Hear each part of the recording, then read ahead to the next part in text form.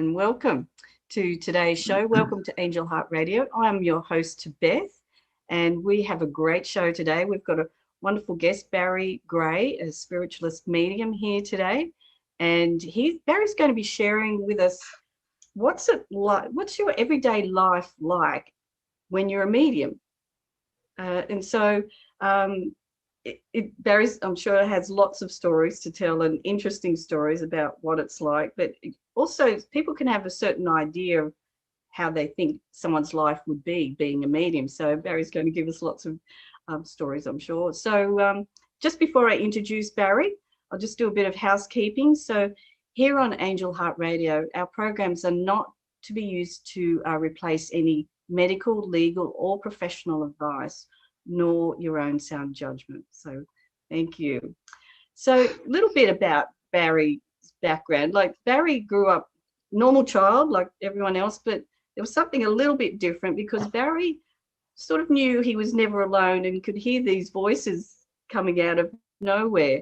And so it wasn't until he first went, I think, to a spiritualist church, and he was sort of given certain information that really started a big change in his life, and then going on to doing circle work, which is very, I know it's quite a big learning curve. So a lot of learning Barry has had it over time, but we'll also hear about his everyday life. So welcome, Barry, to the show. It's so great to Hey, have you. hello. Hey, thanks for that. How are you? Good. Cool. So I believe all children are actually psychic, and we don't really talk to them enough about what they're seeing, or a lot of parents may not believe what they're seeing. So what was your first conscious memory of hearing or knowing these people, or those in spirit, were around you and talking to you?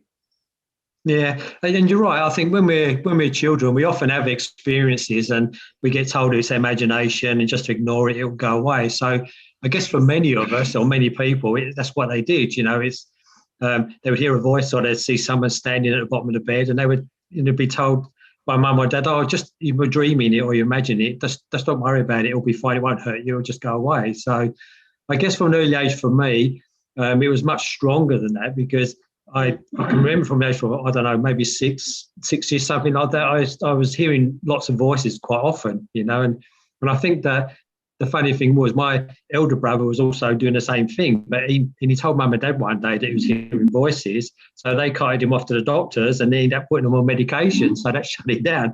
So so I'm thinking, well, I know what I'm getting is real, so I didn't say anything, because for me it was like as clear as I'm talking to you. I could be walking along the street, I'd be at school, in the house, wherever it was, I'd hear these voices would just start to talk, or my name would be called quite loudly from nowhere, and it would make me jump quite often because I couldn't see anybody, and I'm like, well, where the hell is that coming from? Because I couldn't see anybody, and it just sort of it's always part of my everyday life, I guess. I could walk down the street and it's almost as if I was hearing people's thoughts as well, but there was nobody there. That kind of feeling. Right.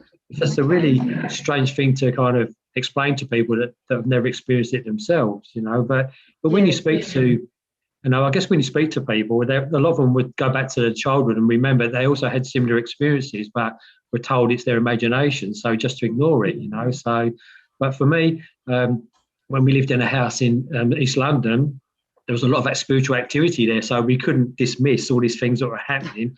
So when I was hearing all these kind of weird and wonderful voices, to me it all kind of fitted in with that, but there wasn't really anybody around to explain, I guess, what it was all about. So for me, like I said, it just became an everyday thing, and I just kind of got used to living with it, I guess.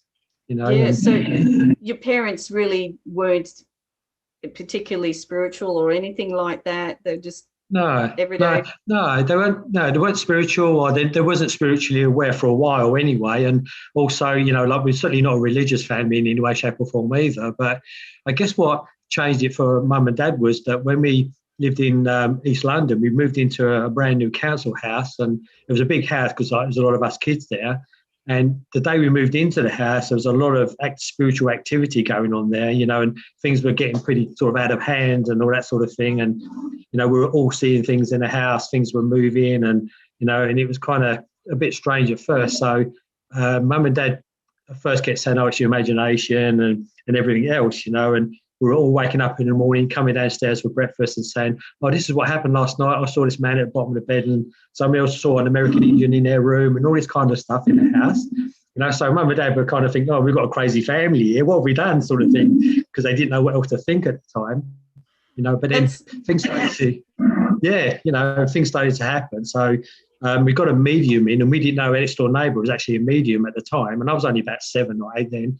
So we didn't really know much about it. And he came in and he brought another spirit into the house to help look after us, the spirit of a nun into the house to look after us. So all these kind of things were happening in the house, and mum and dad then couldn't disbelieve anymore, because it was in front of them, day and night, really. We'd have neighbours coming into the house and thinking, what's all this we hear about going on in your house? And, we think we're a load of crackpots, so we want to come in. So neighbours would come in and all this kind of stuff would start to happen during the day and night time, and they'd all leave the house quicker than they came in, because it spooked them out, sort of thing. Oh, no.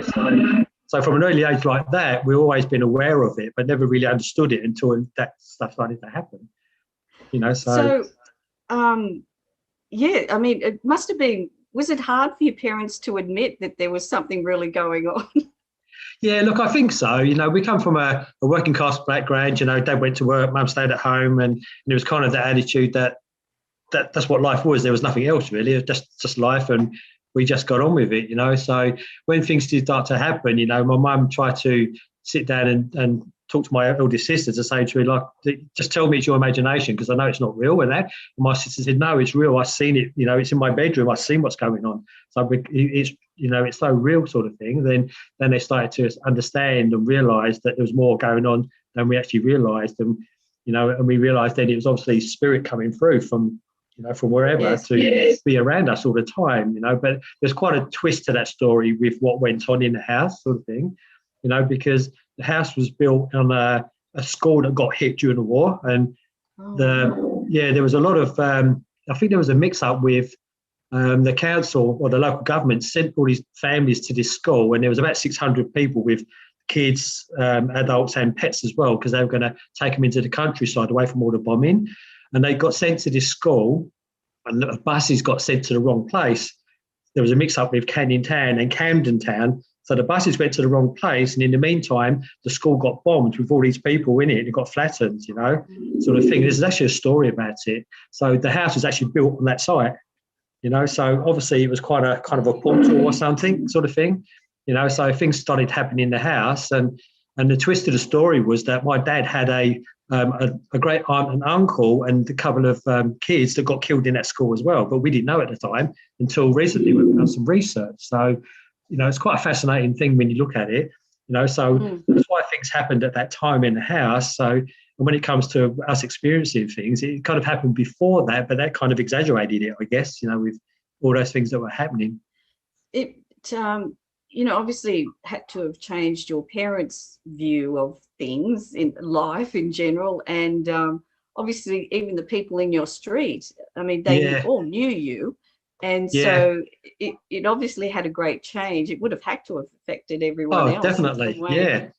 Oh, definitely. Like I said, I think they thought we were a load of crackpots down the street because all this stuff was happening, and we're all quite kind of close to the neighbours because we were then, and we used to talk. As kids, we would talk about things that were happening to our friends and stuff, and they go home and tell their parents and all that. So they would all come in, all being brave and thinking, oh, it's a load of old rubbish, it doesn't exist. And then they would see all this stuff going on, they would hear things happening. So straight away they would start to think, oh yeah, maybe it is real, and things like that. So obviously it changed mum and dad's opinion, because they started to realise that, there is more to us than to life and all this spiritual activity going on. There has to be a reason for it, or it has to come from somewhere, so. Yes. So even going to school, you would have, obviously they would have followed you. You would have seen them at school and so forth. How did you handle that? Yeah. Well, again, because I was a kid, I would just think, it's because sometimes what I was thinking was that, if I ever saw spirit kind of physically clearly at that time, I wouldn't have known if it was a living person or not, only by what I felt, because there was just 2 occasions when I saw them physically, and they were solid to me. So to me, they looked like someone that was still alive, sort of thing, in the physical world. So I wouldn't have taken much notice of them, to be honest, in that way. And I guess when I go to school, like I would sit there in assembly, you know, and I'd hear voices going on around, still thinking in my mind and that kind of stuff. But I used to just sit there and just not say nothing, sort of thing, you know, because I didn't want to be classed as this nutcase that needed to go to the crazy house, sort of thing, you know. So for me, I never used to say too much, but they're always in the school. And I know one occasion where I used to play a lot of soccer, and I was coming home from the local park one day, and I used to have to walk down this like alleyway to get to my home. And I often used to feel like someone was really close behind me, like they were going to touch my shoulders, sort of thing. So, and I could hear my name being called. So I stopped and I turned around and I couldn't see anybody. So I ran back up the alleyway where I came from to look to see if someone was mucking around, and they hid behind a wall and kind of calling my name from behind the wall, but there was nobody there. But they were that close to me, I could feel like they were going to tap me on the shoulder, sort of thing, you know, because it was that strong and that clear, sort of thing. So I couldn't ever dismiss that.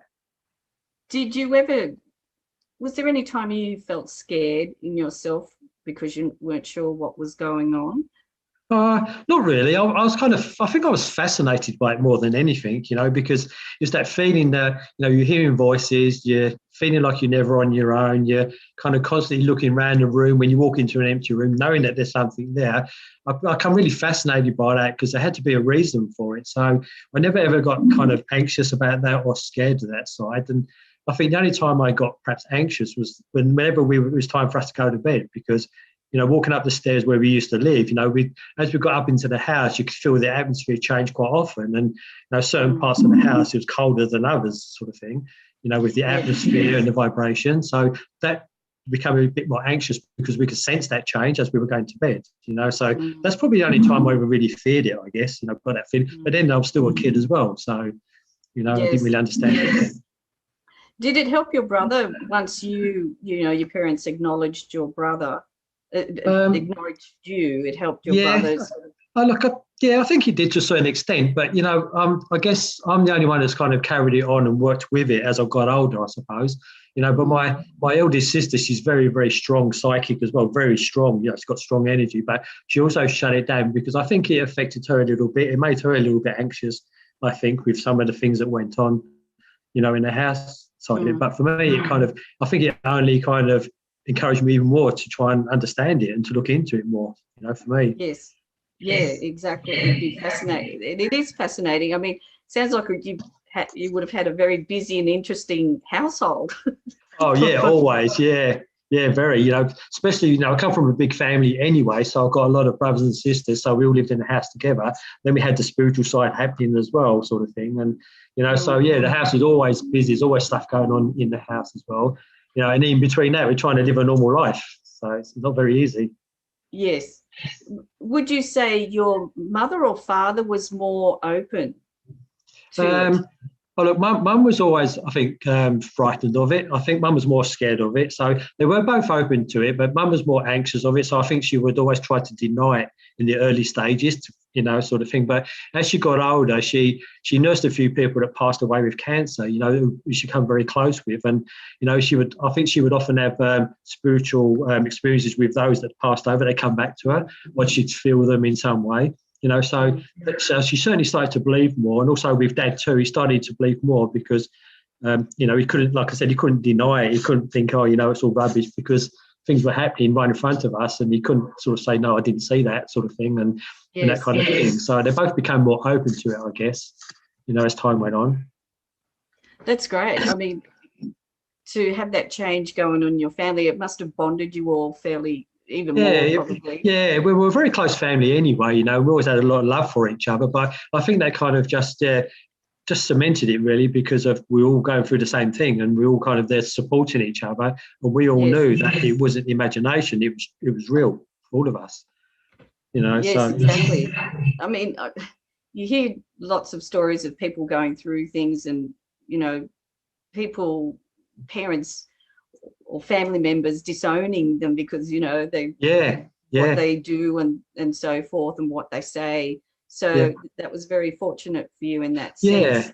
Yeah, that's right, because it could have gone the other way. I could have been outcasted, I guess, maybe because of, you know, my own experiences. And, you know, there are some beliefs that think it's not good work, it's the devil's work, or whatever, and they they want to push you to the side because it's not, you're not supposed to do it and things like that.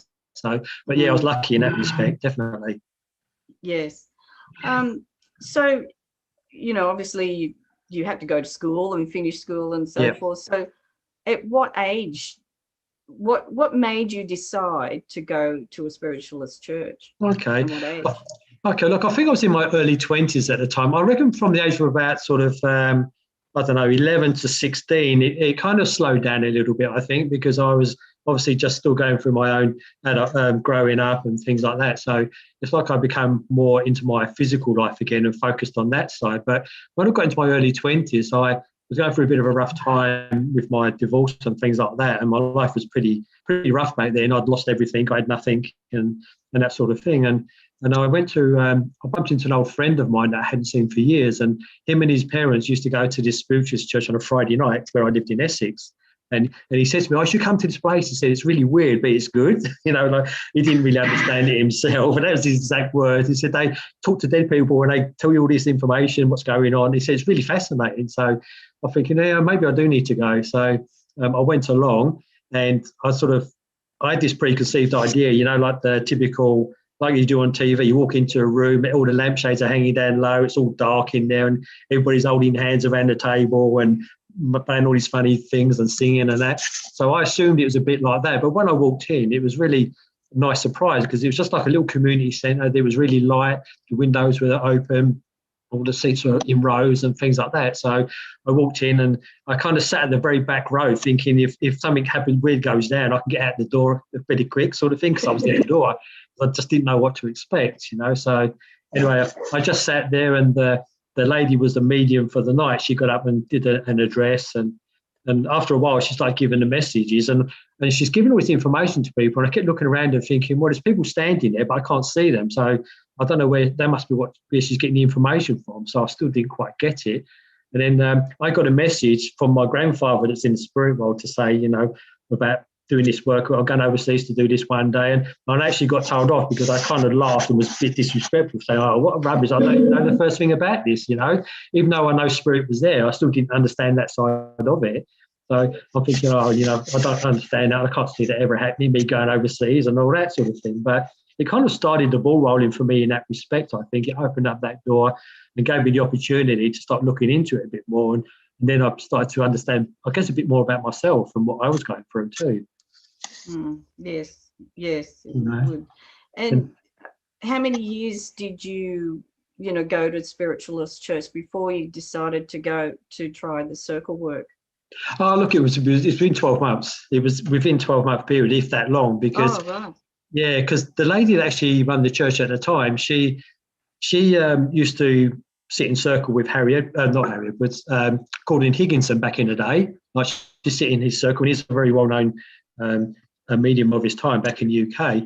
And she used to talk about him all the time, sort of thing. But she came up to me, she said to me, you'll be a very good healer. And I said, what the hell was that? I don't know anything about it. I've never heard of that before. She goes, healing is where you just stand, you stand behind somebody, you put your hands there, wherever in healing channels through you and everything else. So she said, would you like to learn that? And I said, yeah, I'll be fascinated. So she took me under her wing and she kind of coached me and taught me to do healing, and I really loved that because I often sense my guides kind of blend in and overtake in to do the healing side of it and that sort of thing. So I did that for about probably 4 years, maybe. That's all I did was healing and everything else. So I just go to people's homes and every spiritualist centre I could go to do healing, and that sort of thing. And in the meantime, Pat was the lady there and she invited me into a close circle as well, So that's where obviously the understanding coming more. Like we did meditation, we did a lot of discussion, talking about lots of things. We did psychic stuff, we did mediumship, there's trance mediumship, there's healing, there's lots of things went on in the circle. There was only 5 of us in the circle. So that's what gave me a really good foundation, I guess, for what I do to this day. So it really set me up in a good way. Yes, I know how it's work that you have to do to do this type of work. And I was just thinking as you were talking, your mates and things like that, how was that sort of, what do you talk about with your mates? Can you talk about being in circle? Yeah, it can be difficult, especially if you're playing football or something and you're on the pitch. Yeah.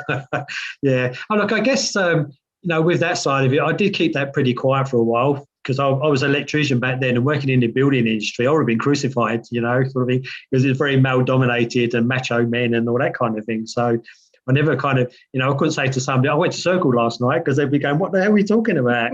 So I could never share that with people as much as I wanted to, because it was something exciting for me. I used to do that. And I remember one time I worked for this earth moving company, and there was a guy there, was a big bikey dude. Anyway, this is a little bit later on. I was doing a show, and I had it advertised in the local paper, and he comes in on a Monday morning, this big biker dude. He goes, "Oh, I know what you were doing last night." He said, "I'm not even psychic. I can tell you what you were doing on the weekend." And I said, "Oh, no, here we go. My life's going to be hell. He's not going to let me live it down," because he was a big guy and all that. Anyway, he goes to me, no, he said, "It's all fine." He said, "I love it. My mum loves it too," sort of thing. He said, so I'm thinking, oh, that's from one person that you would never expect to believe in it. He did, so often it happens that way. Yes.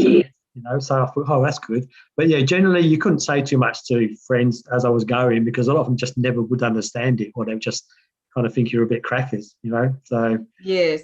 I mean, things have changed a bit, thank goodness, but yes, it would have made it difficult. Being a guy particularly, women tended to overlook that. But I mean, that's the thing, many people can surprise you, and I guess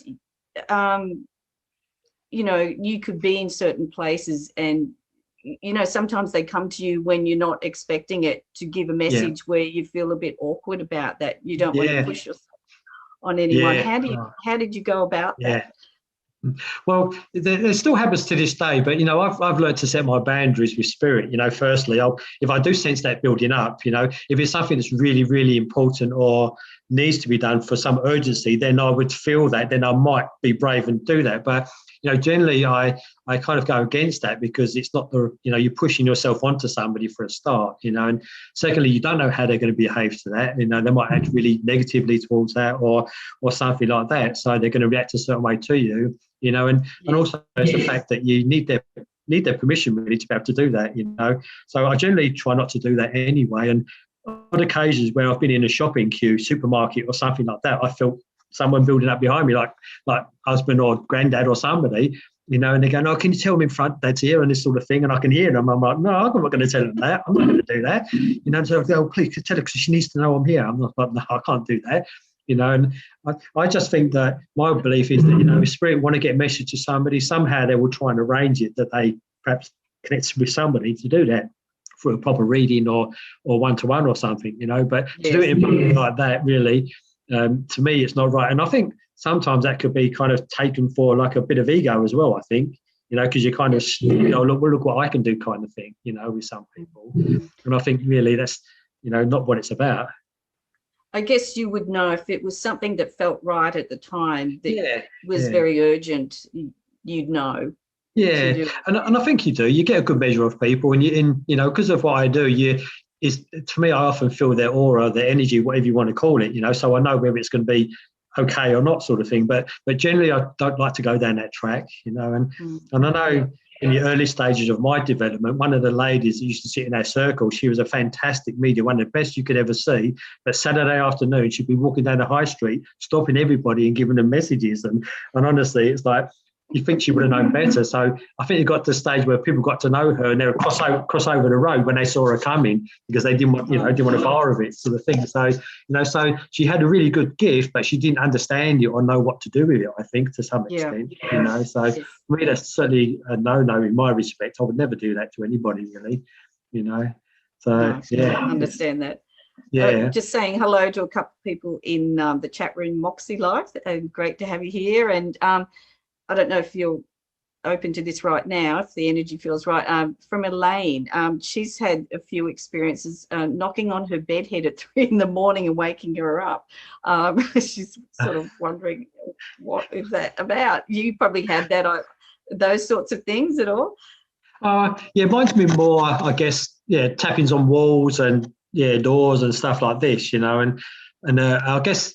And sometimes lights would go on and off, so they play around with the electric side of it as well. So, but mine's mainly been like rappings on walls and things like that too, And I know when we used to go into my first circle that I was in, we'd all sit in the like a teacher's lounge just for everybody to turn up, and then we'd go. But while we were talking, often when we were saying something, there'd be all this knocking on the wall all around us, sort of thing, you know, while we're getting ready. So the energy was really, really strong with that side. And often it's just to let them know, come on, it's time now, because, you know, circle is very disciplined. You have to be there. Like, we have to be there by 7 o'clock, sitting down in their chair ready to work. And often the circle would run 2, 3, 4, even 5 hours sometimes. We never knew until we actually sat down with what we were going to do. You know, so often the rapids were about spirit saying, come on, it's time now, or we're ready to go, sort of thing. So obviously Elaine's getting some messages, that she needs to move into something else, I guess, or I don't know if you're picking up anything. Yeah, look, I think sometimes with that side of it, it's always about getting our attention, you know, and I think that they're trying to let us know they're there on some level. But sometimes too, especially the way things are today, it's time of change for so many people. And I certainly feel that's what's in this case as well. You know, but it's about taking notice of what's being shown to us by the universe, you know, and sometimes if we're seeing the same patterns, we're seeing the same things in front of us, like whether it's number plates, numbers, birds, whatever it might be, if it's often happening, there's always a message behind that. And obviously with this rappings that's going on with the head book stuff, it's obviously somebody trying to get through to let them know that they're there and say it's time to wake up to something or somebody around them. And it's about, you know, and I feel in this case also it's about, I get a sense of kind of plans that we've been talking about for so long, but sometimes we procrastinate in doing it, or fear comes into it, so we stop ourselves. And I think maybe this is part of that that's needed for this person, as in, you know, it's time to kind of put your plans into action and get moving and make the changes you've been so talking about for so long. But I do sense a gentleman in the spirit world also connects with that as well, an older man that comes in with that too forward. And I wanted to say Dad, but I'm not 100% sure yet, because I'm not quite picking up on that energy that close. But I do get an older man that draws close to that, and it's somebody that wants to kind of let them know that they are still very much alive and well, because there is this thoughts being sent out to this man from the spirit side, from this person in some way. So there is that connection there, I feel, with that side. Yeah, it can be those things for Elaine to sort of go and explore more and just be aware. Oh, she's saying father-in-law. Yeah, look, he could be, but it is that says, I certainly know as a man, sometimes for me, when I feel that, when I get a father energy, you know, yourself, father could be father or father-in-law, and it depends on the relationship that we've had with that person too. So if he comes in feeling like a dad to me, then I feel that perhaps he was like that in life as well. That kind of person that was, you know, a kind of guidance for us, or somebody that was there to help us in some sort of way. But he's certainly a character, this man. He's certainly a funny man in his own way, a bit of a trickster or joker in his time, I feel. So he comes through with this real upbeat sort of energy there with him as well. And I just feel like he's bringing through reassurance as well, to say, you know, things are going to be fine, you know, just kind of persevere with the changes and the issues that are going on at the moment, and struggles, to know it will get better as time goes on. So it's just a matter of time before the sun comes back in again, symbolically. Okay. She's just confirming, yes, he was. He must have been, as you said, a bit of a joker, and so that's great. So there you go, Elaine. He's here today. That's wonderful. That's great. And it is interesting sometimes, my own experience, sometimes people who come in can be not the ones you expect around you, who are guiding you and helping you. Have you found that? Yeah, definitely. You know, it must come from other lifetimes. We've had so many relationships with so many of our soul group. In different ways. Yeah, that's right. Yeah, because I think, you know, I believe that, you know, we come back in other lives and things like that too. And often we may come back in the same soul group as well, but in a different way, different capacity. You know, like you might come through as a father in this one, but the next one you might come through as someone's daughter to the same family. Or so we do. I believe often we come back in those sort of group ways. But at the same time, when it comes to guides and everybody else too, like we often think that it's the American Indian, or it's the Buddha, or it's the nun, you know, when often it's family members too that come back to guide us through our life. Because for me, what better person to do that than those that have lived a physical life themselves and understand the struggles that we go through, you know. Yes. So often it can be grandfather, it could be mum, it could be an ex-husband, it could be anybody sometimes to guide us through certain situations in life. And most guides will come and go in and out of our lives at different stages, depending on what we're going through. But I still believe we have one main guide that kind of works with us from the day we come to the day we leave here as well. So I believe we've all got that with us. And when it comes to messages, you're right too, we don't always get those that we expect it to be. Sometimes it could be the nasty mother-in-law traps that's coming through, but or the really bad father or something like that in some way. But often that's because of this, there's a healing side to that as well, perhaps in some way, and often it might be just for that person that's here to kind of let things go or something on some level so they can move forward in a much lighter way for themselves. So sometimes it kind of works that way, for whatever reason. But at the same time, spirit don't ever change dramatically when they go back to spirit. It takes them time to kind of adjust to where they are and become more themselves again, I think, in some way. Yes. Yeah. And obviously going back to you though, for a moment, just experiencing all this and your own transformation as a human being, doing this work, you've obviously changed a lot in yourself. Oh, definitely. Yeah. Definitely. And I think you're right. You can't do this work and not allow it to change you on some form. It doesn't change you because you're still that same person, like personality-wise, I guess, but it changes your perception of life and your outlook on life, I think, in many ways. And for me, it's like, what better way to know that, that when we leave here, there's a much better place waiting for all of us when we return home, and all the challenges that we go through in this life. And often we kind of think, why did I choose that? But it's always about that experience that those challenges brings that's important, because it's the soul that needs to experience those things for whatever reason. It's the ego, the physical side of us that struggles with that, I think, in trying to understand that. And we kind of, we're hard on ourselves because we think, why do I put myself through that kind of thing? And we don't always know, but it could be on a soul level that we're needing to experience those kind of things. So for me, I guess I've been through some really tough times, like we all have, but it's like learning from those experiences that have got me to where I am to this day and the person that I've now become, so it does change me a lot. I see life differently. I try not to sweat on the small stuff, even though I do sometimes, because that's part of the human existence, and I trying to be positive in the best way I can, but there's also those times when I can be a little bit down as well, like we all are, because again, we're using that, we live in that physical world sort of thing. So things are going to affect us. But I guess the ultimate thing is that, spiritually speaking, when you see a different aspect of life, you see things totally different. You look for understanding in why things happen, so we can learn from that and move on with that sort of way. And hopefully it makes us, I don't want to say a better person, but maybe a bit more kind of grown from that experience in some way, because that understanding that we get through the challenges that we go through. So for me, it's kind of opened up so much to me in so many ways. And part of doing this work is developing yourself, which is through your life experiences too. So so obviously my life experiences has helped me to get where I am this day, and we still go through challenges anyway, no matter what. Yes, you can't prevent it. I mean, the soul tends to have its own idea about what we go through, not the human self. And it's like, I'm shaking my fist and go, I'm not happy with this. Why? Yeah. You get through it. But yes. Just one little thing, Moxie life. She gets a lot of butterflies in her yard of late. Do you see butterflies as a corresponding?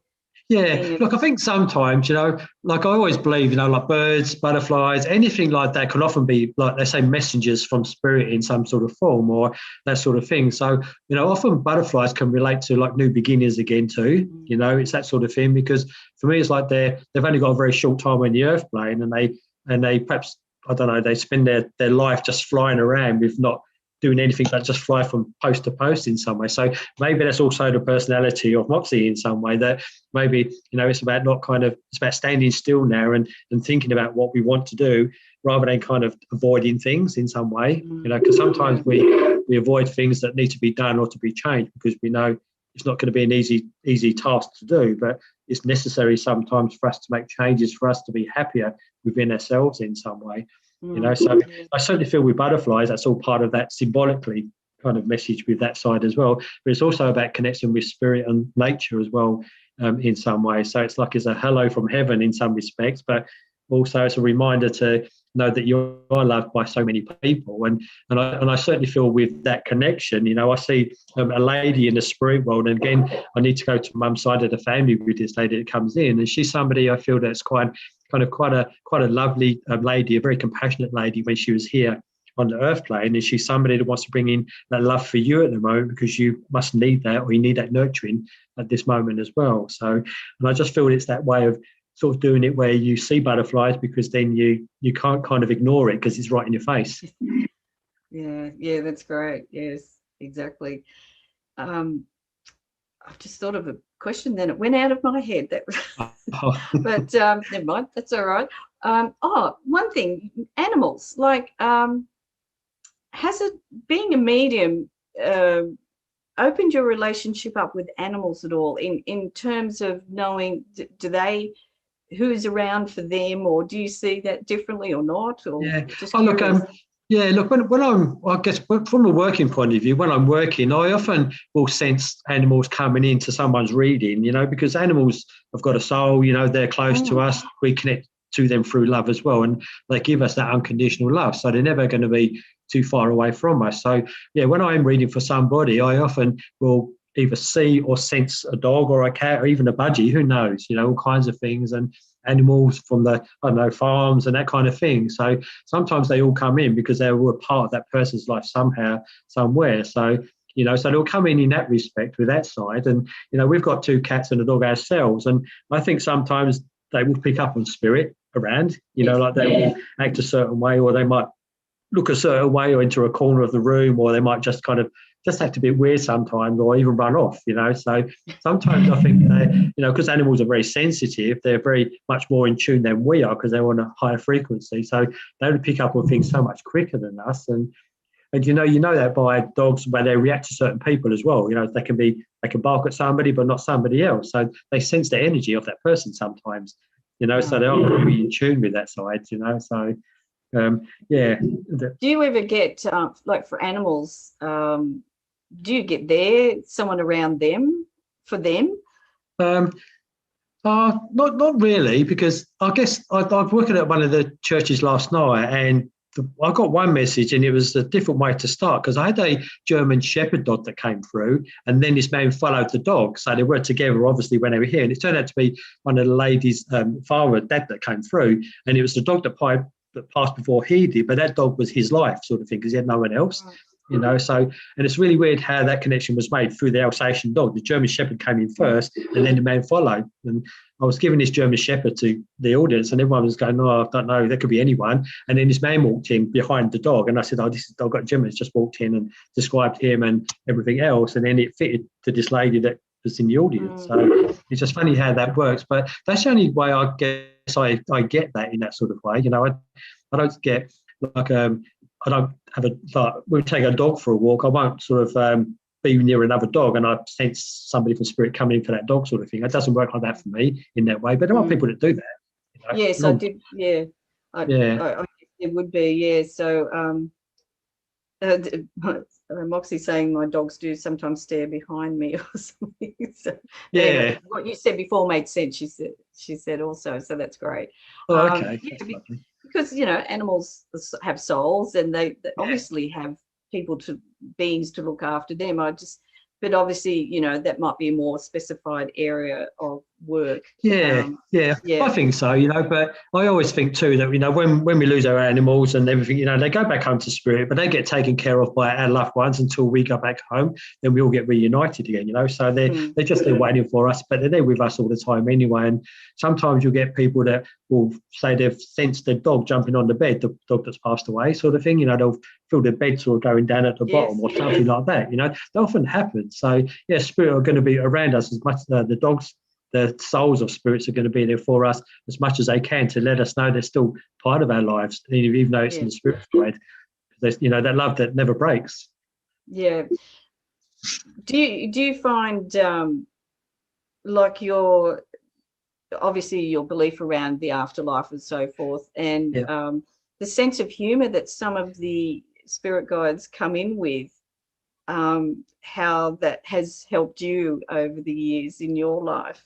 with Oh, different oh, things. definitely, yeah. Because like I was saying, when we all return back home to spirit, we don't immediately change. We don't immediately grow wings and learn to play the harp up on the clouds. It doesn't happen that way. We're still that same person, so we're still going to have that same sort of personality when we leave here, for a while anyway. And I think there are some bits of personality that still stay with us, and certainly those that have got that sense of humour will often come through, with that sense of humour in some way. They might say some really funny things that only that person, their loved one, could understand, or something a bit crazy that only that person would understand in some way, So I think in many ways that spirit will always come through with that sense of humour and that sense of fun. And I love those because, I've got that sense of humour on myself, so I resonate with that energy quite strongly. And I think that, it shows also that spirit, we're still human, and they're still human to a certain extent because of their sense of humour that they've got too,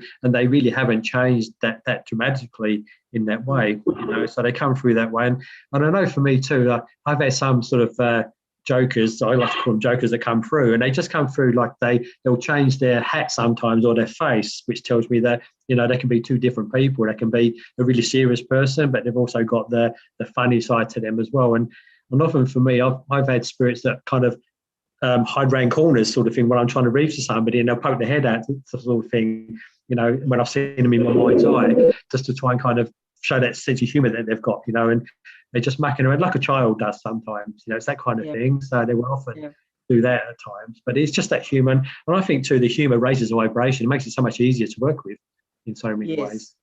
Yes, it really definitely. does.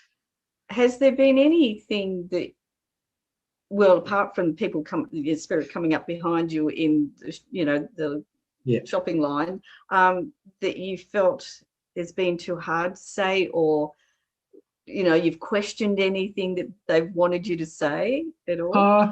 There's not been too much of that because, I certainly trust what I get from the spirit world. There's been times when I've not understood something, I've misinterpreted something. So then I'll go back and say, what do you mean? Because that wasn't right, sort of thing, or it doesn't feel right to me anyway, sort of thing. But there's not really been too many times like that. I think more I've questioned the living, to be honest, than the dead. That's what I think, with some of their things that they say or their motives in some way, because I remember years ago when I first come to Adelaide, I did like a weekend at I think it was Port Pirie or something like that, somewhere in that area. I did a whole weekend there.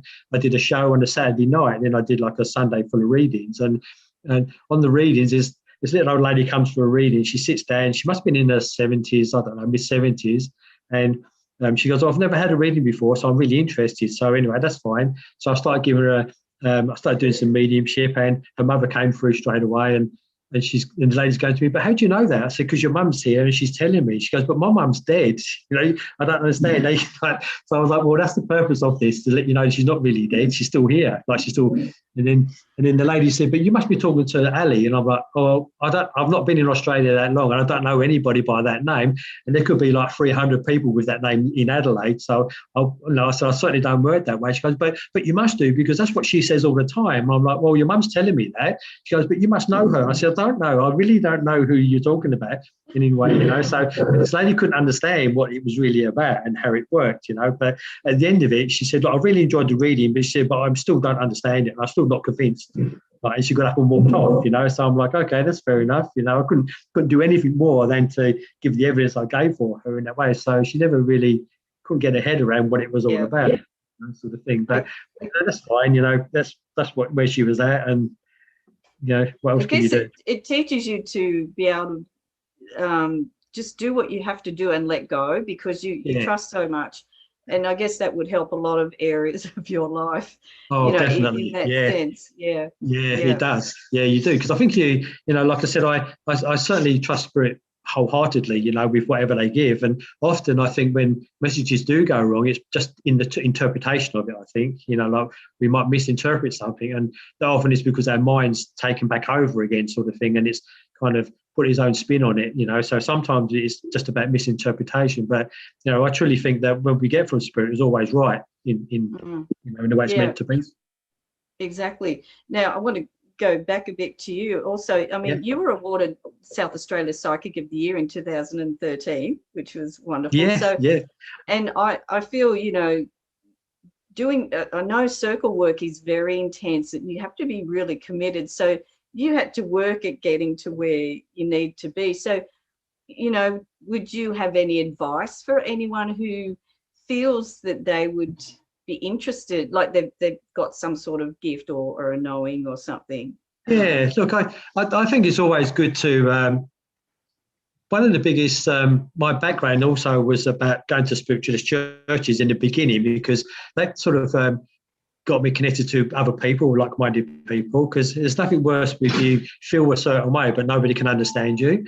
You know, when you go to somewhere like that, I think you kind of feel at home, because everybody's got some kind of experience there on some level, or they've got an interest in it. You know, and often people that go to these places are not people that are going to kind of attack you for what you think or what you feel. You know, they're there to encourage in the best way and try and encourage it to bring the best out in you, sort of thing. Yeah. You know, so for me, that's always a good place to start, because you know, you go to that place, you feel safe, you feel that you're not on your own, you know, and often it opens up other avenues for you to connect with people that can actually teach you and explain things a little bit better in some way, you know. So, you know, and I kind of missed that at the beginning of my life, I think, where I never had people like that in my life to explain things to me. So, you know, and if I had that, who knows where I might have been today, but I still feel there's always a good place to start with that kind of thing, you know, and going along to see what it's like, understand what it's about, see different people working, talk to different people, you know, and if you can get into a circle, even better, because that's where I think it's so important that you part of development to be in a circle, because that's where you do learn so much. You really do, you know, and it helped me immensely with my work over the years with that side. In the UK, they're very strict over there, aren't they, too? Yeah, they are. You know, it's no wishy-washy stuff. It's all kind of this is what it's going to be, you know, that side. So, but I just think, and yeah, certainly with that side, I was very lucky to be in that circle and have a really good teacher that had years of experience and knowledge, you know. And it's important that if you go into a circle, that you have someone that's got that experience already, because if you get yourself into some kind of bother, say if you're doing trance, mediumship or something, they can bring you out of it pretty quick, because they know what's going on. So, you know, it's always important, and you have to feel comfortable with that, the people you sit with too. You know, because it's all gelling together, because otherwise it won't work. Yes. That was a question I wanted to ask. You didn't, you had experience or did some trance medium. It's not one you wanted to go into? Yeah, I guess it kind of happens to a certain extent when you're doing readings and maybe stage work or platform work, because it's blending of soul, you know, blending spirits together, sort of thing. But for me, I kind of feel more minds with the, you know, the readings and the, I guess, the stage stuff, and also healing, I guess, you know. So for me, you know, I think that's, I like to think that's a bit more specialised for people to do that, you know, and people that focus on that side even more so, you know. And there's a lot of wonderful trance mediums out there too, you know, and but there's a lot of charlatans also jumped on that bandwagon, so there's both, you know. And for me, true trance mediumship is a wonderful thing to see and experience if you see it in its true form, you know. And that's also spirit appearing as well through that, you know, sort of thing, spirit building up to be part of that and moving things around. That's all part of that energy that builds up, you know. But that's very rare these days. You don't see much of that anymore, sort of thing. You know, it doesn't happen so much. No, I was lucky to experience one such thing in Sedona in America, years ago, not quite 20 years ago. And he was a doctor that used to come through and walked into the space, and the whole place was full of his energy. It was the most powerful thing. And you feel that too, don't you? Yes, it was huge. Yeah, and that is real, true, you know, trance mediumship. It really is in its best form. It really is. So so I guess for me, it's something that I've kind of never really pursued too much, you know. Maybe later I might perhaps open it. I don't know, you know, who knows what's in store, sort of thing. So it might be something for a later time, you know. But I do often feel them build up quite close when either I'm doing a meditation or I'm opening myself up for a reading or doing stage work or something. So it's kind of similar to that, but not quite. It's only very, very light trance, if that's what it is. Yes, right. Oh, I was just going to ask you, what do you feel, you know, for the future for Barry Gray? You know, is there something else you'd like to do as well, or branching off from this? Or okay, well, I've tried to work on the lottery numbers, but that's no good. So I've got to go down a different avenue. What's wrong? Yeah, I know. Yeah, I'm not connected, obviously, but I still, you know, I enjoy doing my work. You know, I love reading. I love audience. I love I love the group work as well. You know, I like to, because for me, it's like, it's that energy that comes with that too, where you know, I really enjoy that side of it, where, you know, when you're doing like a demonstration of say 200 people, it's nice because you're reaching a lot of people in one go, sort of thing, you know, and it's opening up people. And often, as I say to people, they'll listen to what someone else is receiving for themselves. Often that could be for us too, in some way, you know. So when you're in an audience and you're giving someone a reading, that could apply to a few people, but it's there to perhaps heal them on some level. So for me, that's why I really want to keep going with that side, you know, and work at that side of it even more, because I love that, and I love the interaction with people like that too. You know, so I've got a sense of humour when I'm working as well. So, you know, I like to have that bit of banter with people because it opens things up, and it also helps people relax a bit too, I think, to show I'm still quite normal inside, you know, sort of thing, as well, as normal as I can be, I guess. You know, so what's normal? I don't know. Yeah, definitely. So yeah, well, so that's what I like to do. You know, yeah, I guess. Sorry, go on. Yeah, you know, and I like to reach out to more people because I do have clients from, I guess, all over the globe, really, you know, do Zoom readings and everything else too. So it's like it's reaching far and wide now with the work that I do in that way. But I do like to teach as well when I get the chance, you know, because for me, like I was lucky enough to have some really good teachers, and I like to pass that on to other people too, that, you know, can help them in some sort of way to help them grow or develop their work themselves, or, you know, encourage them to do what they should be doing for themselves, you know, and that's be themselves and do the work that they should be doing, you know, because we need a lot of people at the moment to do that. And, you know, nothing better than to encourage people, really. Exactly. And, you know, I can speak from experience. I've done a course with Barry quite a few years ago, and I've had a wonderful reading with Barry. So I can certainly attest to Barry's work, definitely. But, you know, also at this time, you know, that group work being needed so much to help so many people now. Yeah, probably it is. Most, as you say, most important. It is, you know, and like I still work at the spiritualist churches around the place too, because for me it's like it's about helping people. You know, I don't get into the politics side of churches and things like that, but what I like to do is just go and do what I'm meant to do, you know, and it's nice when you see the people's faces light up when their loved ones come through, or, you know, they just feel they leave feeling uplifted for whatever reason, you know. So for me, that's what it's all about. You know, it's about helping people. It's about helping people heal on some level, and it's also about encouraging people too, you know, on some level, to live the life in the best way that they can, you know. And I think that's the best way we can do that, is to lead by example with our lives, you know, trying to do the best we can when we can for everybody. Definitely. That's all we do. We're only here for a very short time, aren't we? So, yeah, I know.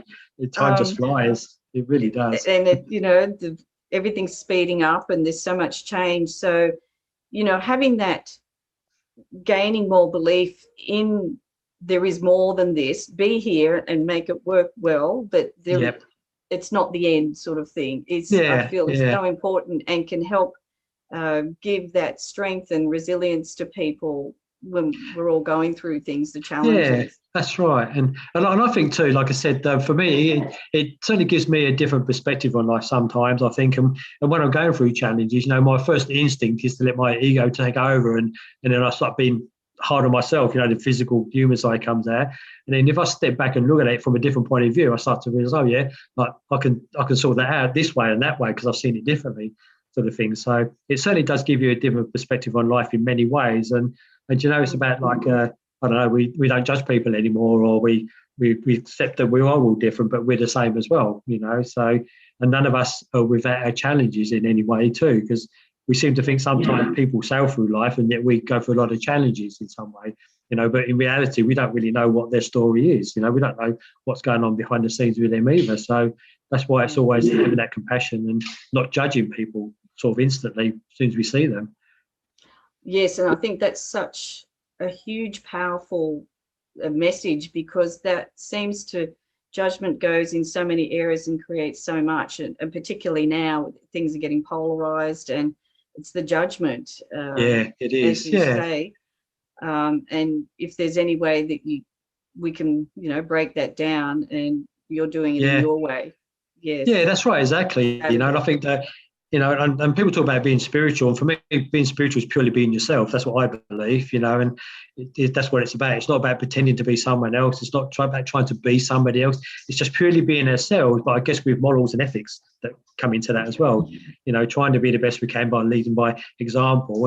And I'm not saying we should just stand back and let people walk over us, because we've got to honour ourselves and stand up for ourselves. But, we can be that person that tries to be a bigger person sometimes and shine a little bit of light into the darkness of someone's life. That's the way it should be, in the best way that we can do that, Definitely. Yeah.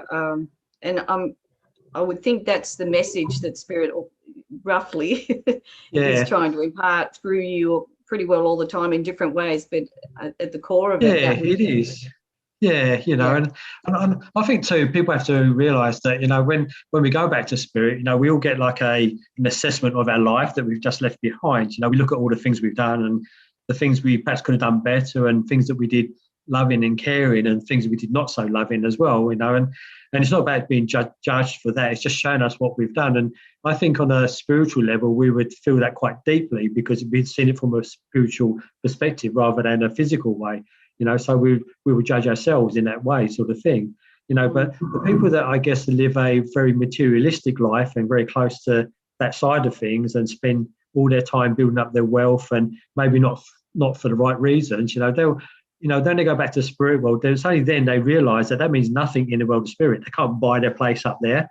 They can't bribe anybody to get a higher position, sort of thing. So that's not going to mean anything to them in any way, shape, or form. So in many respects, they live their life missing the beauty of spirit in this world, I think, in that way, because they're so focused on the other side of it. They're not seeing the real true self of life, really, in that way, Yes, and, doing the work that you do, that would bring that home more and more all the time. And it does, Yeah, you focus. I think so.